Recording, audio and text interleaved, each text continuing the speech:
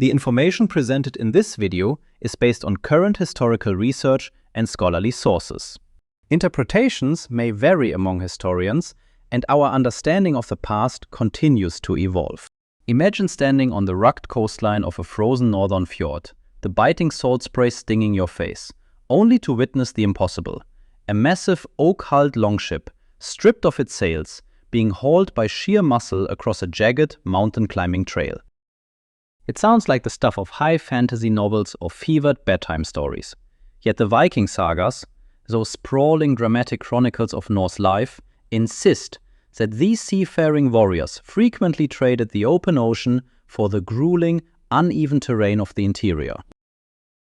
But can a wooden vessel, built to slice through waves, actually survive a trek over rocks, mud, and timber? For generations, the image of a Viking ship portaging over a mountain pass has been etched into our cultural imagination. It is a testament to the grit and audacity of a people who viewed geography not as a barrier, but as a minor inconvenience. However, when we pull back the layers of myth to examine the actual archaeological record, the picture becomes significantly more clouded. We aren't just looking for simple remnants of a path. We are hunting for evidence of massive logistical undertakings that would have required hundreds of men, custom-built rollers, and an almost superhuman level of coordination.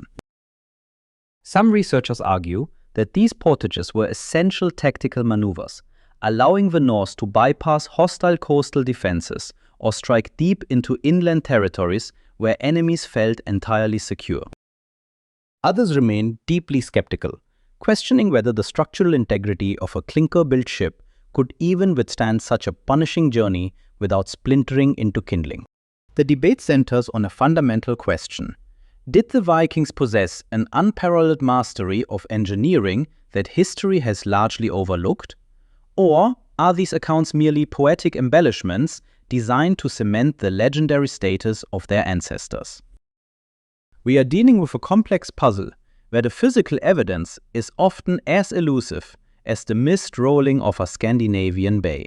To understand the truth, we have to look past the romanticized retellings and investigate the gritty mechanics of how such a feat might have been achieved. Let's look at the engineering hurdles they faced and how they might have turned the impossible into a reality.